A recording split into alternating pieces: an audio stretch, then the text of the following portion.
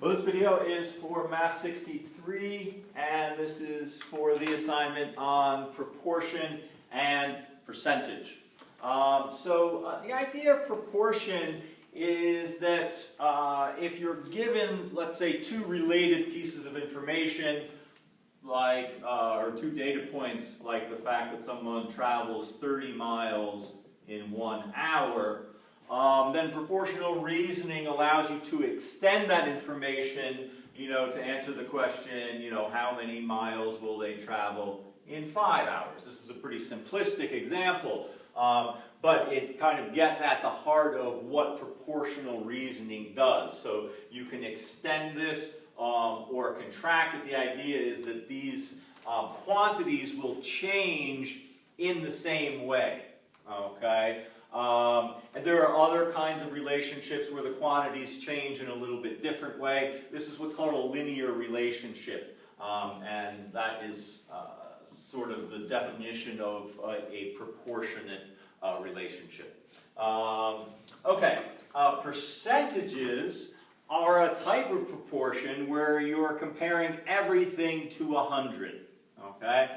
So just as a quick example, and I'll try to talk about this more as we go through examples from the textbook, but if we're talking about something that is, let's say, 25% of 700, we're making this comparison, we're setting up the interval from 0 to 700, and we're comparing it to the interval from 0 to 100, right? This is 100%. And the idea that we're looking at 25%, then that's going to correspond to this quantity over here, which in the end would turn out to be 175. And then the third interval I can set up here is what's happening between 0 and 1, and there's 0.25. So that's the relationship, and these are proportional relationships, and that's what the idea of a percentage does, is it takes these quantities and kind of maps them onto this comparison of 0 to 100%. Okay? So that's what we're going to be finding when we do problems that involve percentages. Okay, well, this assignment starts off with questions about proportion, and so the idea here, if this is from page 170 in section 4.5, if we look at something like problem 66, we've got n over 91 equals 8 over 13. Okay. Now, if you're familiar with proportions and you've got a method that works for you to solve proportions and it's correct, then that's fine. I'm not looking to change how you approach these problems. Proportions, a good way to solve proportions is this process of cross-multiplying. So let me pick a slightly simpler example to show you what I'm talking about. Let's say we have x over 3 equals 7. Let's pick something better. Let's pick, let's see here, x over 9 equals 7 over 3. Okay. So the idea about cross-multiplying is that if I wanted to get this by itself, what I could do here is multiply on both sides by 9. That would cancel those out. Here, x would be 63 over 3. I can multiply on both sides by 3. And so there's our 3x equal to 63. Notice that's what you get if you cross-multiply. Okay, if we go back to the beginning here, you can just start off by cross-multiplying. 3x is 63, divide through by 3, x is 21. Okay, so that cross-multiplying is a good way to solve these. In the end, like in this problem with the x on the top, all I really had to do was multiply on both sides by 9. See right here, I could have gotten that 21. I had the 63 over 3 all set up. But I was looking to justify this process of cross-multiplying. If your variable's not on the top, cross-multiplying is a good way to go.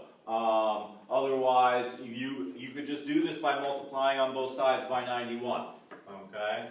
So let's look at this problem, number 66. The other thing you can do that you can look at, actually, if we bring this up again, I can look at this and say, well, I multiplied the 3 by 3 to get 9. That means I'm going to have to multiply the 7 by 3 to get this answer, which in the end turned out to be 21. Okay? So you can do it that way as well. So this problem works that way. Because I teach math, I recognize that 13 times 7 is going to give you 91, so this n will end up being 8 times 7, which is 56. So what I'm saying is that there are multiple ways to solve these problems, but the fallback method that typically works here, 728, is to cross-multiply, set 13 times n equal to 91 times 8, and then go ahead and divide on both sides to get the n by itself. So let's see here, 728 divided by 13, 56. Okay, well, let's keep going here. Let's see, problem 70. So problem 70 is one where the variable is in the bottom. Equals 64 over 144. So again, there are other ways to solve this problem. I'm just going to cross multiply. So that's going to give me 64b, and let's see here, 4 times 144, 576, and then we just have to divide on both sides by 64. And so b turns out to be 9. Now something you can do, and this is, this technique actually goes back, I think it's thousands of years, and is what people used to call the rule of 3. So you've got 3 known quantities in this proportional relationship, and that allows you to find the 4th one by multiplying these two and dividing by this one. Remember, you always multiply the cross pair that is numerical and then divide by the number that is across from your variable, right? So for this one, you could just go 4 times 144 divided by 64. I happen to like algebra, and I teach a lot of algebra, so I always see this in terms of algebra. But you can skip right to the answer here and just calculate 4 times 144 divided by 64, and that'll give you the answer. Okay? And that's the way I think a lot of people approach these problems. And like I said, in antiquity, that's how people calculated the 4th quantity in 2 sets of proportional quantities. Okay, let's see what else we've got here. Let's see. Oh, let's look at problem 78. This is a good one. Let's see, 2.8 over k equals 2.1 over 1.5. Okay. Let's see here. So, one thing that we can do is to just go 2.8 times 1.5 and then divide that by 2.1, and that gives us k equal to 2, right? So we just take these two, 2.8 times 1.5 divided by 2.1, and that gives you k equals 2. You can also go 2.1k. This is the long method that justifies this calculation. Let's see, 2.8 times 1.5 is 4.2, yeah. And then divide on both sides by 2.1, and there's that same answer, k equals 2. Okay. All right. Now, those are the numerical proportions that have been set up for us, and that's mainly, solving these is mainly about getting used to this process of cross multiplication or calculating using the rule of 3. When we get to the word problems, you have to set up these equivalent proportions, and that can be a little bit trickier. So let's look at some of these examples here. Problem 82, Brianna weighs 6 kilograms, received her shots, the painkiller is prescribed, 15 milligrams for every kilogram. How many milligrams will the doctor prescribe?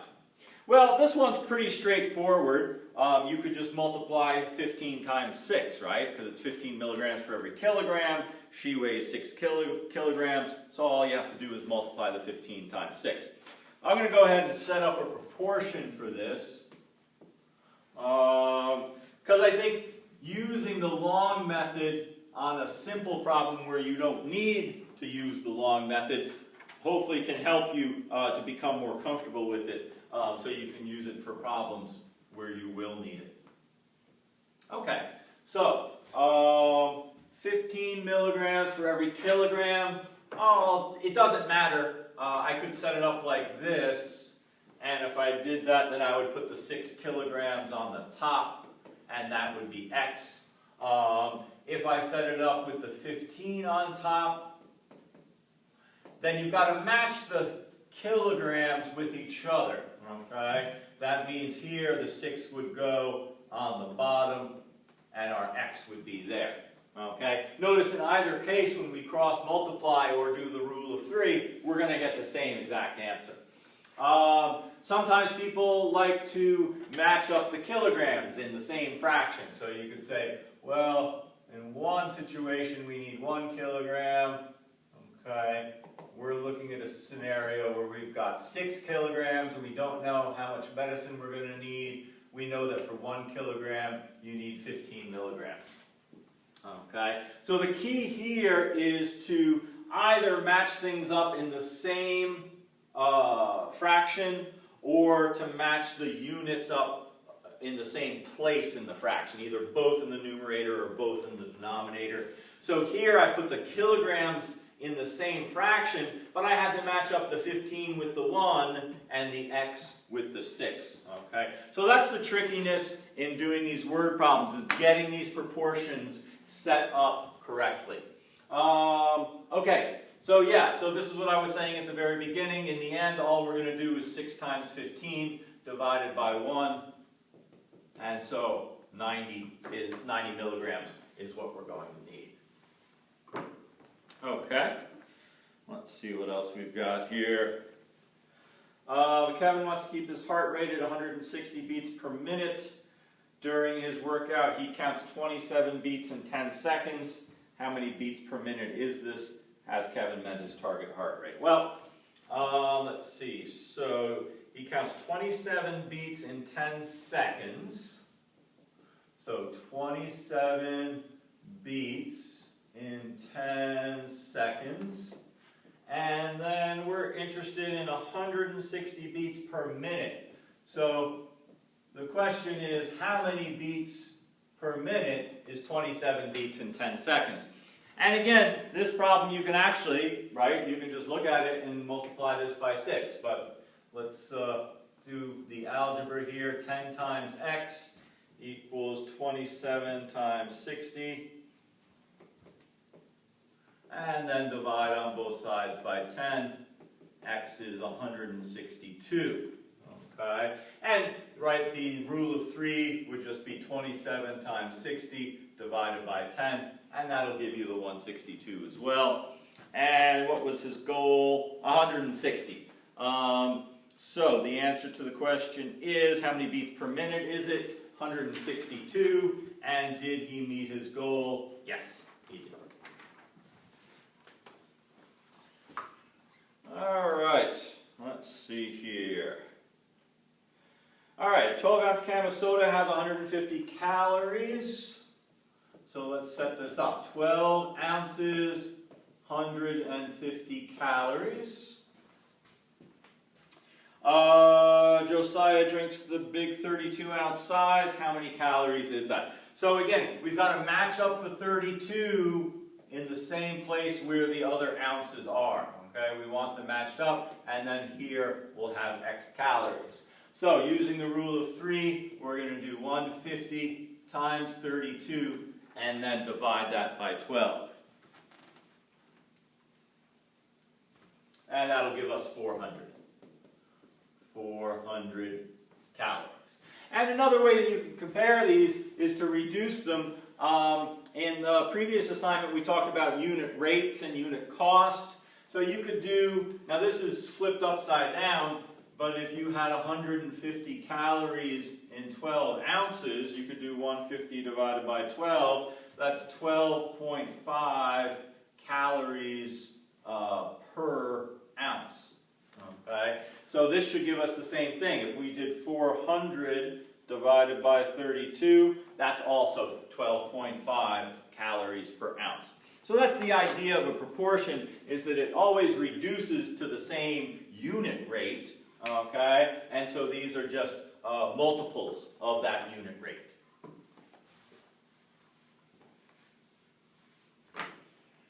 Okay, what else do we have here?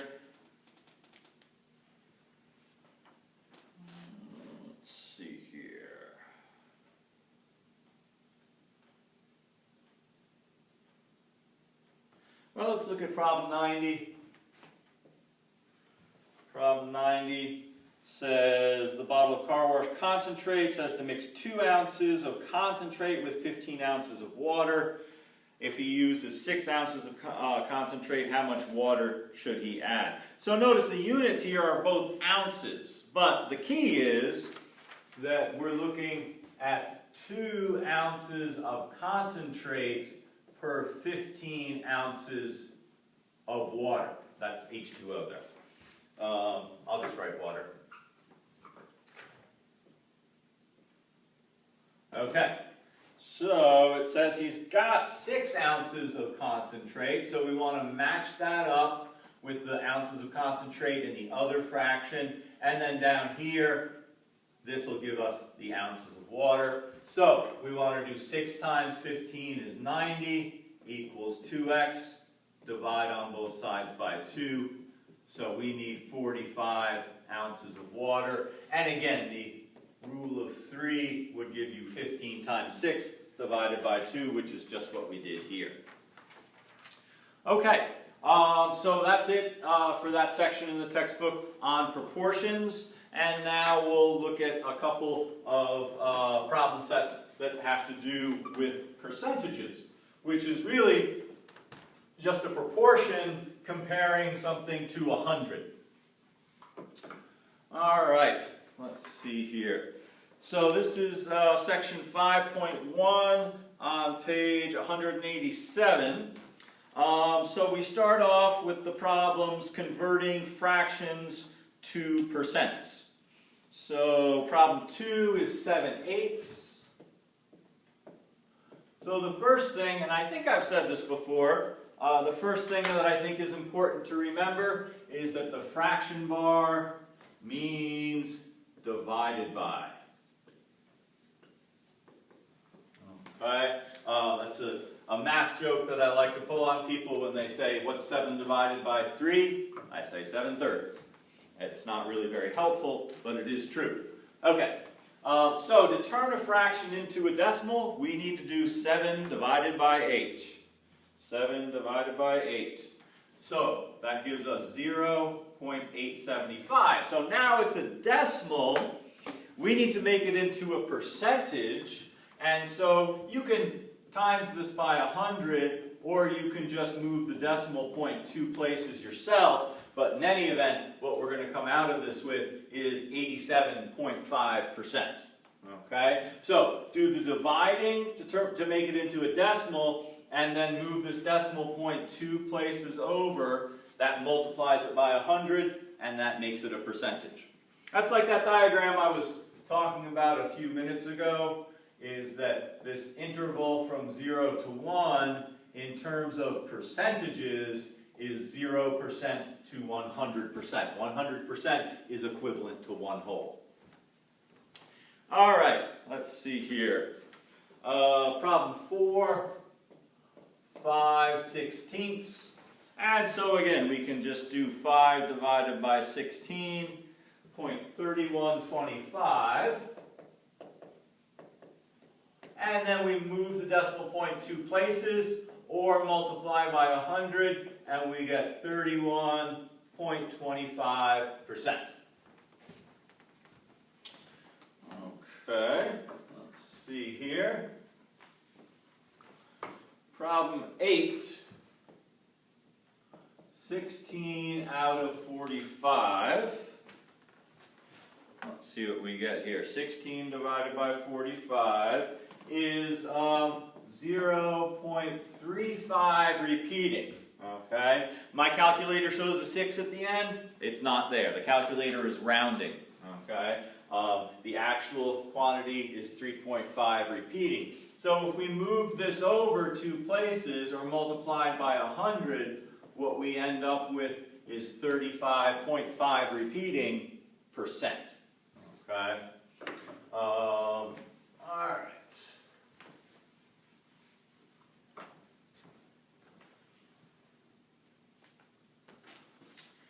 Well, we can look at problem 12. We've got this whole number. Problem 12 is just 8, right? It's not a fraction. There's no fraction bar. What do we do? Well, 8 is 8 over 1. 8 divided by 1 is 8. And then if we move the decimal point over 2 places, that makes this 800%. So in the same way that 1 is 100%, 8 is 800%, 9 is 900%, and so on. All right, let's see here.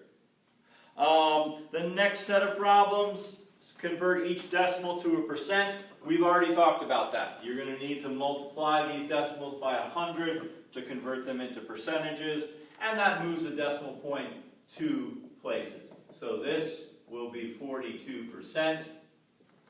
Let's see here, 16.1298. So that will be 12.98%. 18.5.875. So move that decimal point 2 places, 587.5%. And let's see here. Let's look at the converting percents to a decimal. So problem 24, we're given 76%. If we want to convert it back to a decimal, we've got to move, we either have to divide by 100, all right, because this percent means out of 100. 76 out of 100 is 0.76, right? That moves this decimal point 2 places backwards and gives us 0.76. All right, let's see here. What else? Problem 26, 67.2%. And again, move that decimal point 2 places, 0.672. Let's see here. Let's look at problem 30. Let's see, how many zeros do we have there? It looks like 3 of them. 1, 2, 3, 34. So 0.00034%. Okay, well, we've got to divide by 100. That's going to move that decimal place even further over. And so now we're going to have 5 zeros. 1, 2, 3, 4, 5, 3, 4. Okay, so there's the decimal quantity that is represented by 0.00034%. All right, now talk about solving percentage word problems. There's a couple different ways to go about doing this. One is to set up a formal proportion, and it can be helpful to think of this as is over of equals percent over 100.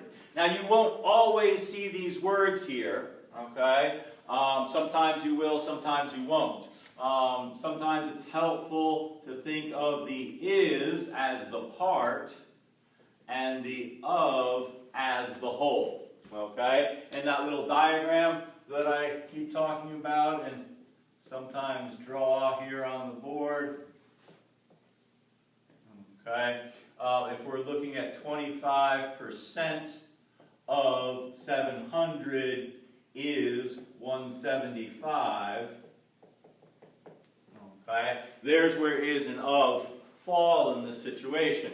Now, in terms of thinking of this as the part and this as the whole, the only problem is that if you get over 100%, then your part becomes bigger than your whole. So that can be a little bit tricky. What I'm saying is that there is no guaranteed method that will work for every problem. You're going to have to think about it, okay? Think about what's going on, see what seems most reasonable, and then work it out as best you can. So that's one method of solving the problems. Another method you can use is percent as a decimal times of equals is. Okay? That's another way of solving these problems. And here notice that this percent is over 100. That's why this percent is not over 100. That's why it has to be as a decimal. All right. Let's take a look at some of these problems. So first we've got just straightforward percentage quantity problems, and then we'll get into some of the word problems. All right, so problem 32. What number,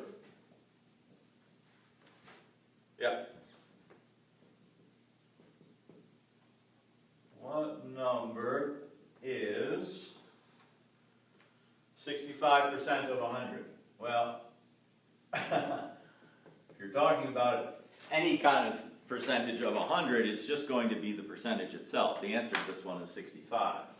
But let's examine it. Remember how I said sometimes it's good to take these really simple ones and look at the methods of solution to see how they work, so that when you get a problem that's not as simple as this, you'll have a better grasp of what these methods are doing. Okay, so first of all, let's identify our parts, right? Because every question is going to have is, of, and percent. And one of those three pieces is what we're going to have to find, okay? So here's the of 100. Here's the percentage, 65, because it has the percent sign with it. What number is? That's what we're trying to find, is the is part, okay? So is over of equals percent over 100. So you can see why I'm saying this problem is kind of trivial. It's kind of, overwhelmingly straightforward, because x equals 65. Okay. The other method we can use, take the percent as a decimal, 0.65, times of, which is 100, and just make this calculation. And there it is. That'll give you 65. Okay, well, let's look at some other problems that maybe are not quite as straightforward as that one. That actually require some mathematical calculation to solve here. Okay, here's a good one. Problem 34. What number is... What number is 36% of 124? All right, so this one we're going to have to do some calculating to solve. But again, it's the same setup as that first problem. So you can see here's the of number, here's the percentage, here's the is number. So is over of equals the percent over 100. So, if we want to calculate this using the rule of 3, 36 times 124 divided by 100.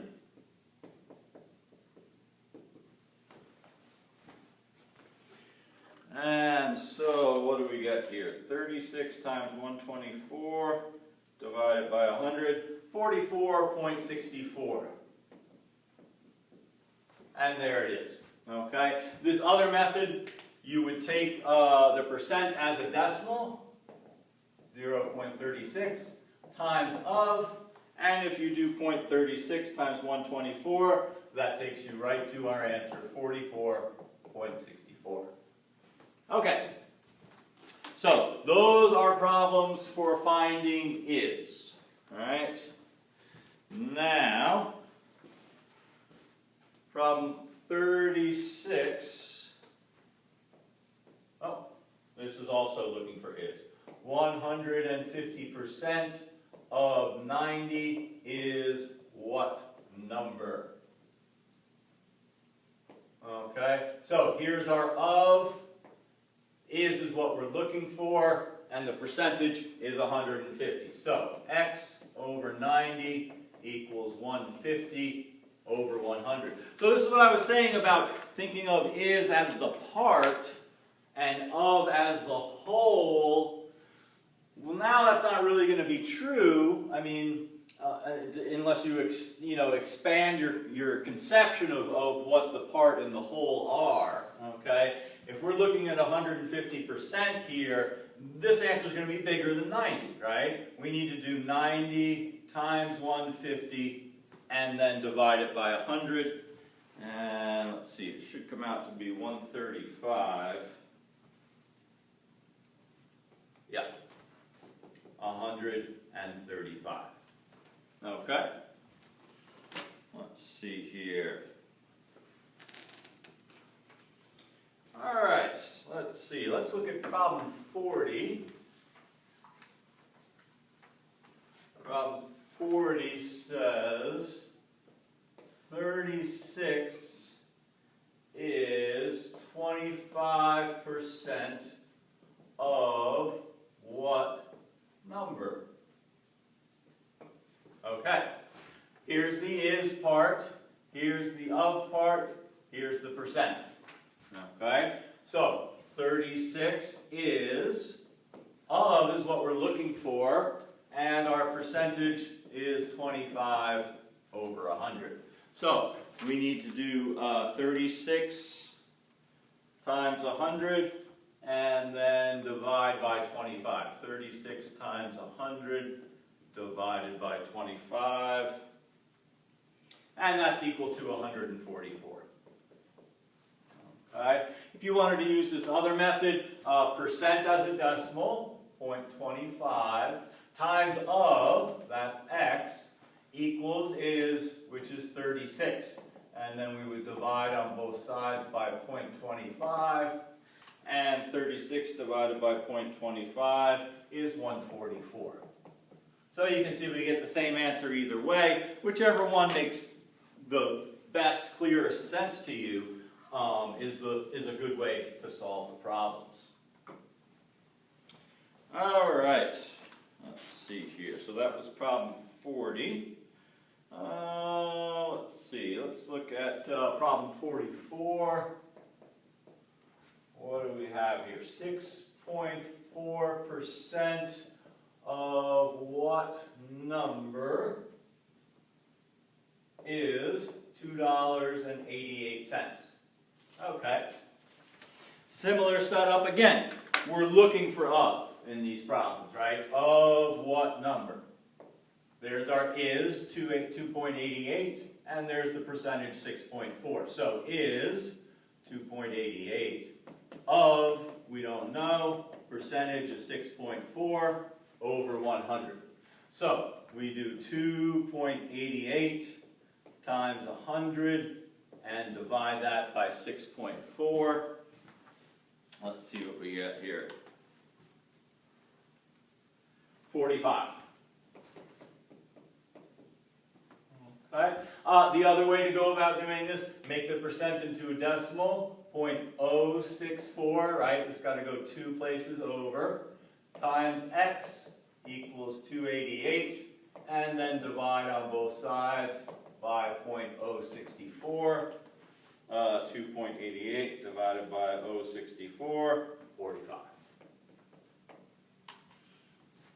And again, you only have to do one of these methods, this one or that one. But I just like to show you that there are multiple ways to solve the same problem. Okay, let's see here. Problem 48. What percent of 215 is 86? What percent of 215 is 86? All right, there's is, there's of, and here it's the percent that we're looking for. So, we do 86 over 215 equals x over 100. So, to solve this by the rule of 3, you would do 86 times 100 and divide by 215. And that gives you 40. So our answer here, 40%. Okay? In this, this setup right here, the of is 215. The percentage is unknown, so we put an x there. And so to get the answer, we do 86 over 215. And that gives us 0.4, which as a percentage is 40. Okay? So that's the thing. This method automatically delivers this answer as a percentage. Okay? In this problem, you always have to go back and forth between percent and decimal. So if you're comfortable doing that, this is a good method. If you prefer this method, that's fine. There's nothing wrong with it. Alright, let's look at one more of these and then we'll move on to the word problems. Let's see here. Let's look at problem 50. Well, actually, we'll do 50 and then one more. What percent of 1800 is 846? Okay, so here's is, here's of, and again the percent, that's our x, that's what we're trying to find. Is 846 on top, of 1800 on the bottom. And so to calculate it, we do 846 times 100 and then divide that by 1800. And that turns out to be 47, and in this case, our answer is a percentage, 47%. Okay, let's look at one more of these. Just because I want to look at what happens when the percentage goes over 100. 50 is what percent of 40? Okay, so there's our of, there's our is, our percent is the unknown. Okay, so the is goes on top, of goes on the bottom, x over 100. So we do 50 times 100 divided by 40, and that should come out to be 125. Let's see here. 50 times 100 divided by 40, yep, 125%. Okay, we think about those drawings that I keep referring to. Now I'll put them down here so I can extend them past 100. So there's our standard setup, like this. Okay, and our of part is 40, all right? So what we're saying is that 50 goes past that.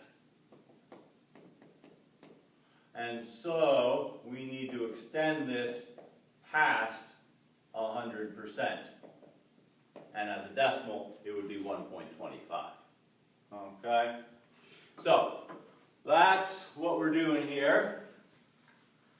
Now we're going to do this, except with word problems. So you may or may not see is and of, and you've got to, kind of think to yourself, what's the is, what's the of, what's the part, what's the whole, and that will hopefully help you to solve these. So, 56 says, when Hero and his co-workers had lunch at a restaurant, the bill was $90.50. They want to leave 18% of the total bill.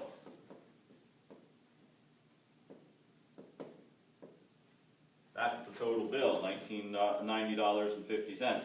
How much should the tip be? So notice that it says 18% of the total bill is going to be the tip. Okay? So our of number is $90.50. We're looking for the is, and the percentage is 18.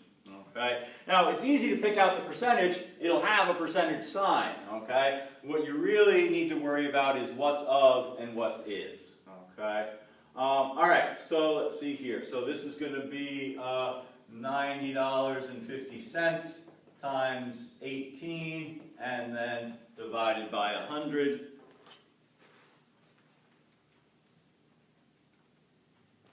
That's $16.29. Okay.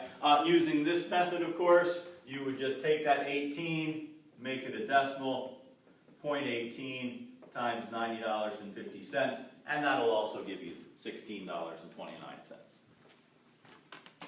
All right, let's see here. What else? Well, let's look at problem 60.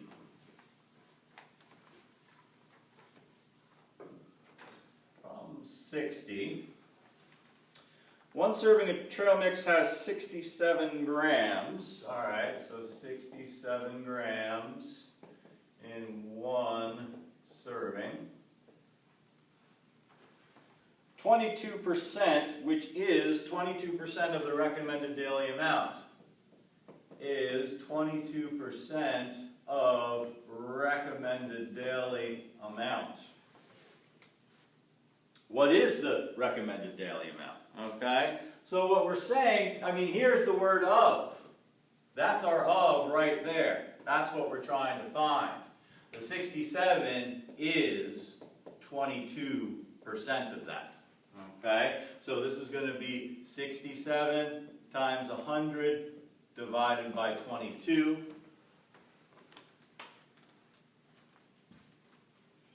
And that's going to be an approximate answer, 304. We'll just leave it at we'll call it 304.5 calories is the recommended daily allowance. Okay, let's see here.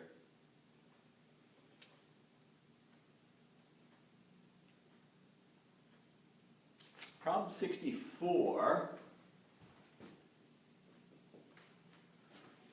says, the nutrition facts sheet on a fast food restaurant says a small portion of chicken nuggets has 190 calories, okay, and 114 calories are from fat.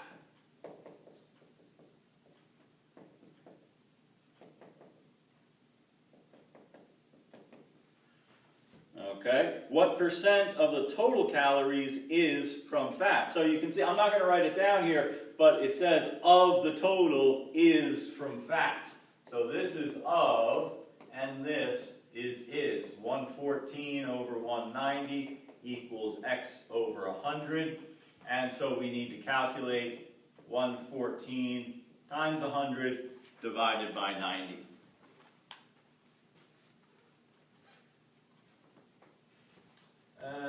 Let's see here.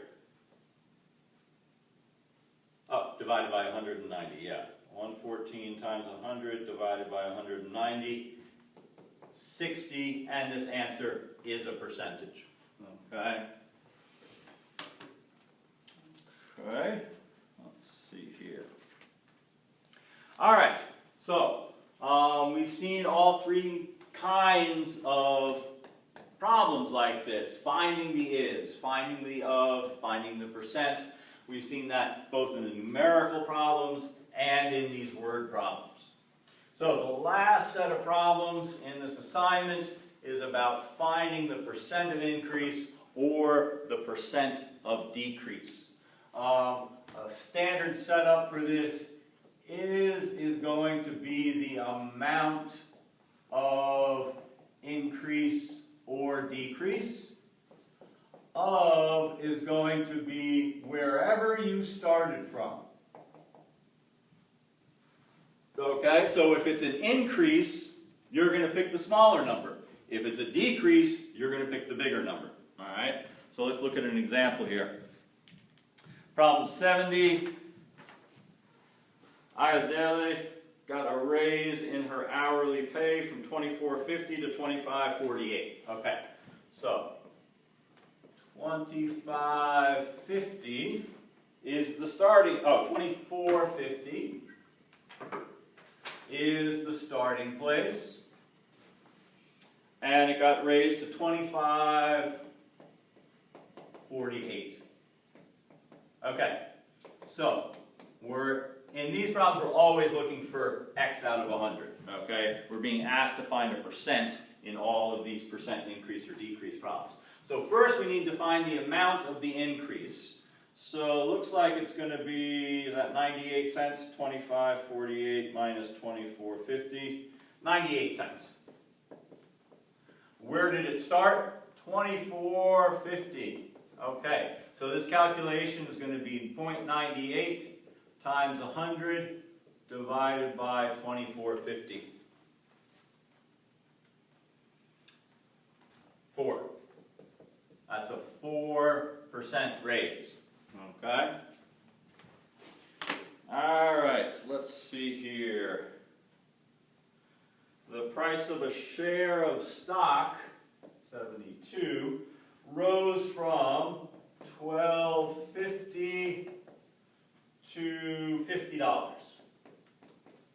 Okay? Here's the starting place. Let's see. How much did it increase? I think it's going to be $37.50. Yeah.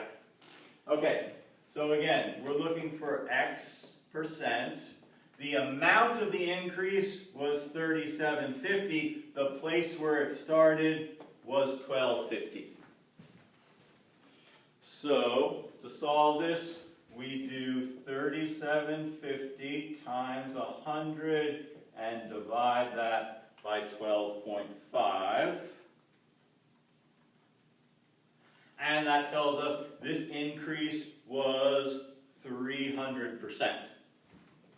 So there's another example where you get a percentage that's more than 100%.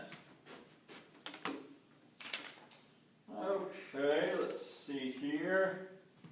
Let's look at problem 74. 1 month the median home price rose from $225,400 to what? $241,500. Okay, so again, we're looking for the percentage. What was the amount of the increase? 241,500 minus 225,400. Yeah. 16,100. That's the amount. Here's the starting place, 225,400. So we got to do 16,100 times 100 and then divide by 225,400.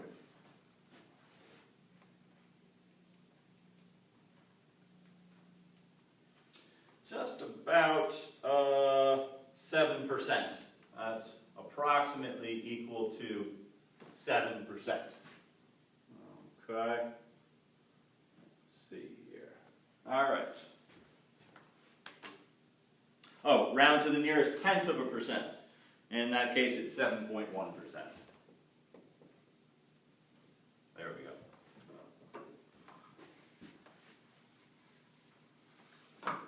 Okay, let's see here. Okay, let's look at problem 78. Here we've got from 2000 to 2010, the population of Detroit fell from 951,000 to 714,000. Okay, so we're looking for the percent. Now what's the amount of the decrease here? We've got to do 951,000 divided by 714,000. 237,000. That's the amount of the decrease. And where did it start? 951,000. So there's our setup. We do 237 times 100 and divide it by 951,000. So 237 divided by 951. And that gives us, let's see, do we get a rounding? Nearest tenth of a percent. 24.9% decrease. Okay. Okay, well, I think that's a good place to stop. Like I said, we've seen those proportion problems in that first section. And then we saw going back and forth, changing back and forth between fractions and percents and decimals. And then we saw the problems, the numerical problems on finding percentages, and the word problems on finding percentages, including percent of increase or decrease, which is something you see frequently in applications. So, as always, if you have any questions about this, please let me know. I'm going to post a second video this week. It's going to be review for the midterm. So I encourage you to take a look at that to help review for the midterm.